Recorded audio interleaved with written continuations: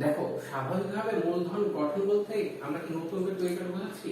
না, আমাদের মূলধন কিন্তু সবসময় কিছু না কিছু আছে। আমাদের যে মূলধন ছিল তার সাথে যখন নতুন করে কিছু আমাদের মূলধন যুক্ত হবে, আমরা কিন্তু স্বাভাবিকভাবে সেটাকে বলবো হচ্ছে মূলধনের গঠন। অর্থাৎ আমাদের তো সবসময় কিছু মূলধন থাকে একটা দেশের, বা তোমার বা একজন যদি ব্যক্তি ক্ষেত্রে বলি, এর সাথে যখন নতুন করে যুক্ত হবে সেটাই হচ্ছে আমাদের মূলধনের গঠন। এখন অর্থনীতিতে আমাদের সবাই কি বলছে দেখো, যে প্রক্রিয়ার মাধ্যমে যন্ত্রপাতি, কাঁচামাল, কারখানা সামগ্রী, বিদ্যুৎ, বাদ প্রভৃতি দ্রব্য অধিক পরিমাণে বৃদ্ধি করা যায় তাকে মূলধন গঠন বলা হয়। অর্থাৎ আমরা যে উপায়ে মূলধনকে বৃদ্ধি করতে পারছি সেটা হচ্ছে আমাদের মূলধনের গঠন।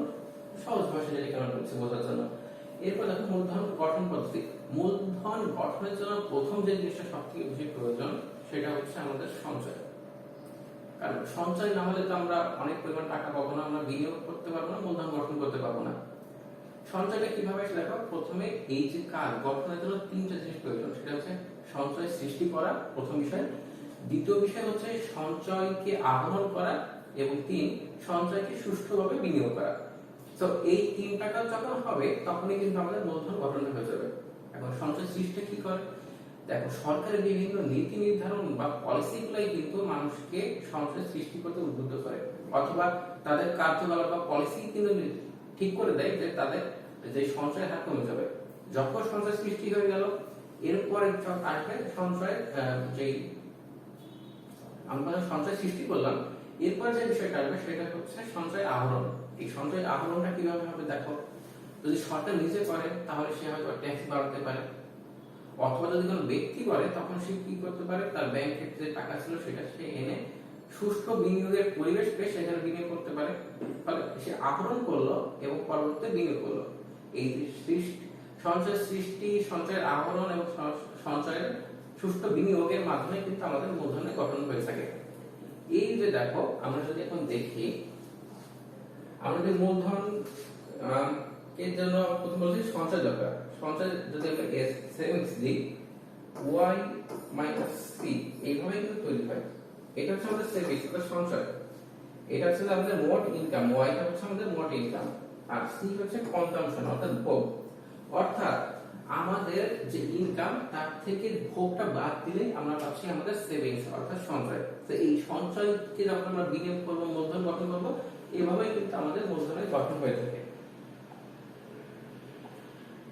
দেখো, এখন আমরা দেখি মূলধন গঠন কি কি বিষয়ের উপর নির্ভর করে। প্রথম যে বিষয়টা আসবে সেটা হচ্ছে আমাদের সঞ্চয়ের সামর্থ্য।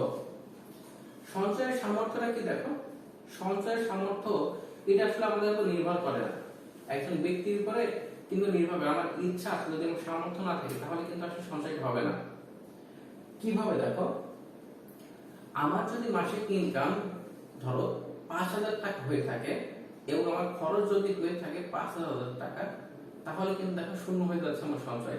আমার হাজার ইচ্ছা থাকলেও কিন্তু আমি এটাকে করতে পারবো না, আমি বদলাতে পারবো না। আবার মনে করো আমার ইনকাম বেড়ে ১০,০০০ টাকা হয়ে গেল, কিন্তু আমার খরচ হয়ে গেল ৮,০০০ টাকা।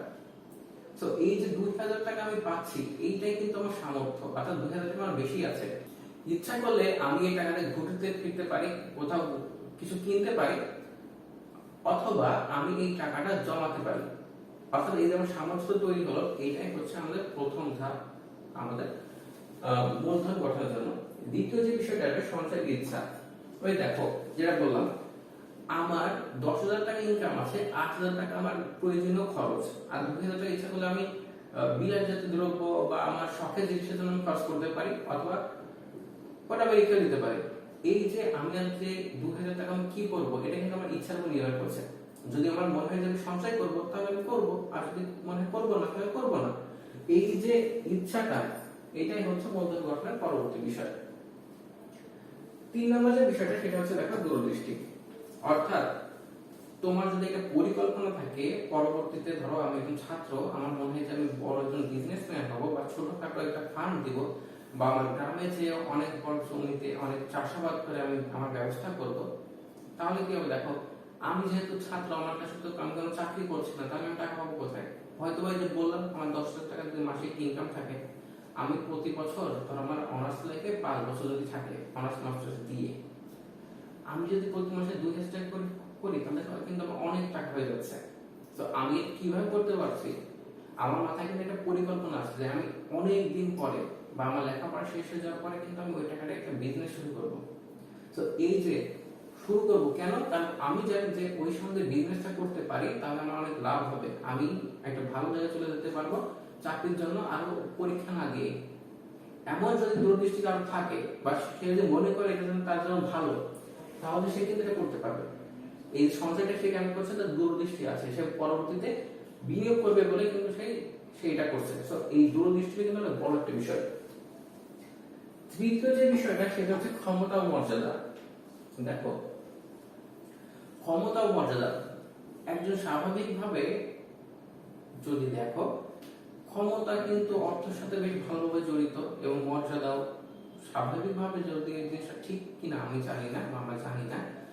মনে করো একজন সৎ মানুষ যে হয়তো বা কাউকে কিছু দিতে পারছে না গ্রামে, তাকে হয়তো সবাই ভালো জানে, ভালোবাসে, কিন্তু একজন অসৎ মানুষ, মনে করো সে অনেক টাকার মালিক, তাকে হয়তো বা মানুষজন কিছুটা ঘৃণা করে বা অপছন্দ করে, কিন্তু তার কাছে যেহেতু সুবিধা পাচ্ছে, টাকা পাচ্ছে, সে মানুষকে খাওয়াচ্ছে, তখন কি হবে দেখো, মানুষজন কিন্তু কিছুটা হলে এই জিনিসটা বলে দেয়, সে বলে ও দেখছো কত ভালো যে আমাদেরকে এত হেল্প করে, এই সেই করে। তো এই বিষয়গুলো অনেক বিষয় আমরা একটা বললাম যে নেগেটিভ উদাহরণ দিয়ে, তাই না? কিন্তু দেখো সত্যিকার অর্থে ভালো মানুষও আছে।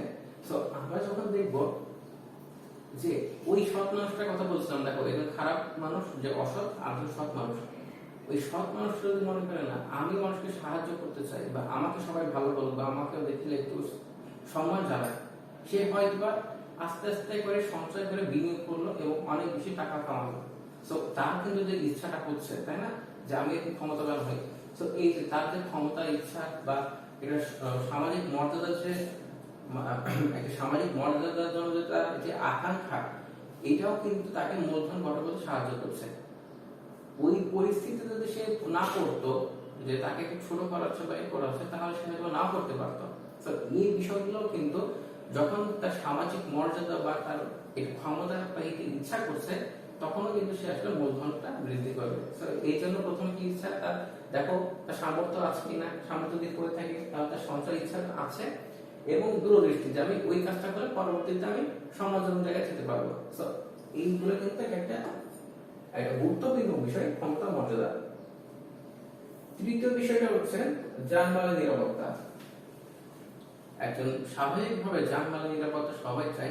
সো ফলে সে যখন মনে করছে যে আমার নিরাপত্তা দরকার বা আমি একটা ভালো অবস্থানে পৌঁছলে আমি সোশ্যালি একটা ভালো স্টেবল অবস্থায় থাকবো, আমি একটা সমাজজনক অবস্থায় থাকবো এবং আমি নিরাপদে থাকবো, তখন সে কিন্তু মানুষজন ওই চিন্তা থেকে কিন্তু বলে যে না আমি একটু ইনভেস্ট করি। যেমন আছে না, আমার সন্তান যেন থাকে দুধে ভাতে, কারণ কি এটা বলার কারণ ছিল তার পরবর্তী জেনারেশন ভালো থাকতে পারে। তো এই যে তার পরবর্তী জেনারেশনের যে নিরাপত্তা বা তার নিজের নিরাপত্তা বা তার নিরাপত্তা বলতে কিন্তু আমরা বলছি না যে সন্ত্রাস থেকে নিরাপত্তা বা এমন নিরাপত্তা, আমরা বলছি সে সবসময় একটা খেয়ে পরে বাঁচতে পারবে, তার পরিবার ভালো থাকবে, একটা সামাজিক মর্যাদা নিয়ে থাকবে। এই বিষয়গুলো কিন্তু মূলধন গঠনের সাথে অঙ্গাঙ্গিভাবে জড়িত। এরপর যে বিষয়টা দেখো, কার্পণ্য।